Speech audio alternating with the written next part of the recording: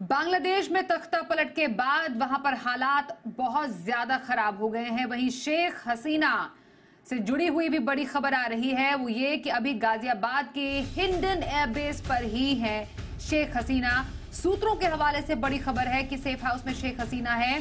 अंतरिम सरकार के प्रमुख, जो एक और बड़ी खबर यह है कि अंतरिम सरकार के प्रमुख हो सकते हैं मोहम्मद यूनिस। मोहम्मद यूनिस नोबेल पुरस्कार विजेता है। डॉक्टर मोहम्मद यूनिस, खालिदा जिया को भी अंतरिम सरकार में मिल सकती है अहम जिम्मेदारी। विपक्षी दल बीएनपी की अध्यक्ष है खालिदा जिया। वहीं इस पूरे मामले में इस वक्त की एक और बड़ी खबर यह आ रही है कि बांग्लादेश के जेल से फरार आतंकी हिंदुओं पर हमला कर रहे हैं।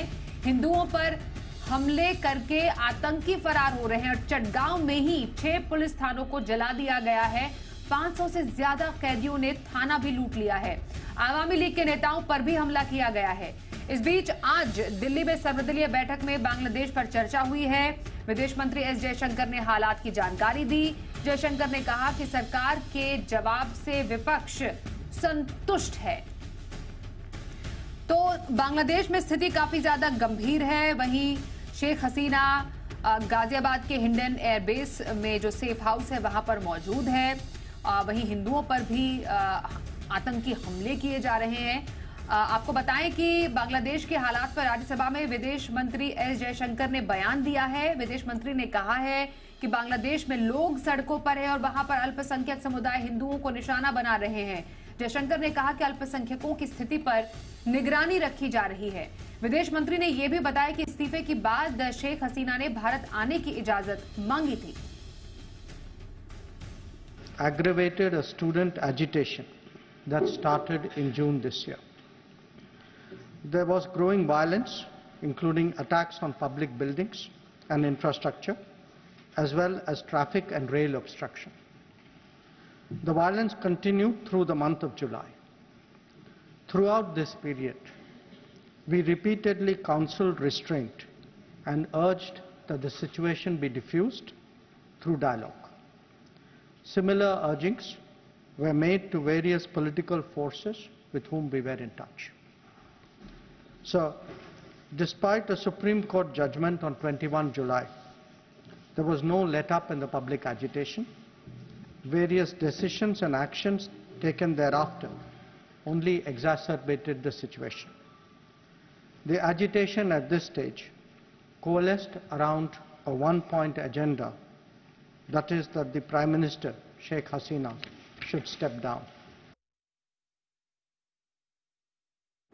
और आई इस पूरी खबर पर ज्यादा अपडेट के साथ सीधे चलते हैं गाजियाबाद के हिंडन एयरबेस पर, जहां पर मौजूद है संवाददाता पीयूष गौड़। पीयूष, गाजियाबाद के हिंडन एयरबेस पर शेख हसीना वहां पर मौजूद है, कैसी हलचल है जरा बताइए, कहां पर है वो और क्या ताजा जानकारी मिल पा रही है आपको? देखिए बिल्कुल आपको स्वाति बता दूं, इस समय हम गाजियाबाद के हिंडन एयरबेस के बाहर खड़े हैं। तस्वीरों में आप देख सकते हैं ये गाजियाबाद का हिंडन एयरबेस है, जहां शाम तकरीबन 5:36 पर बांग्लादेश से निर्वासित पीएम शेख हसीना का विमान लैंड किया था और उसके बाद लगातार यहाँ पर जो ब्यूरोक्रेट्स थे, उच्चाधिकारी थे, उनका आने का सिलसिला शुरू हो गया था। लगातार इनसे बातचीत की जा रही थी और लगातार जो द्विपक्षीय वार्ता है वो लगातार जारी थी।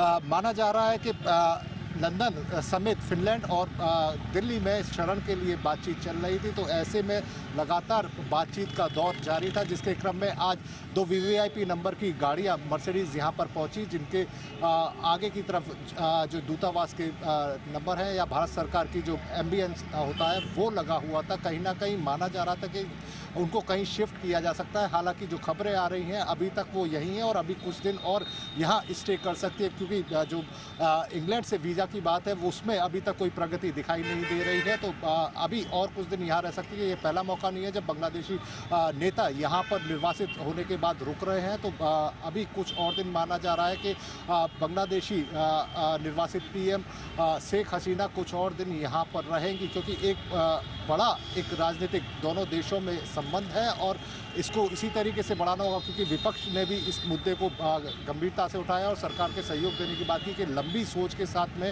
एक रणनीति लेते हुए आगे बढ़ना होगा, क्योंकि बांग्लादेश के साथ में केवल सीमाएं नहीं लगती हैं, एक व्यापारिक एक बड़ा लेन देन का समझौता भी है दोनों देशों के बीच में, एक बड़ा ट्रांजैक्शन व्यापार को लेकर भी होता है। तो ऐसे में सभी हितों को ध्यान में रखते हुए एक लंबी रणनीति के साथ इस मामले को लेकर चलना होगा, और वही अपनी विदेश नीति में दिखाई दे रहा है। और इसके साथ में जो माइनॉरिटीज़ पर वहाँ जो हमले हो रहे हैं, तो उनके हितों को भी ध्यान में रखते हुए भारत सरकार इस पूरे मामले में कदम आगे बढ़ा रही है।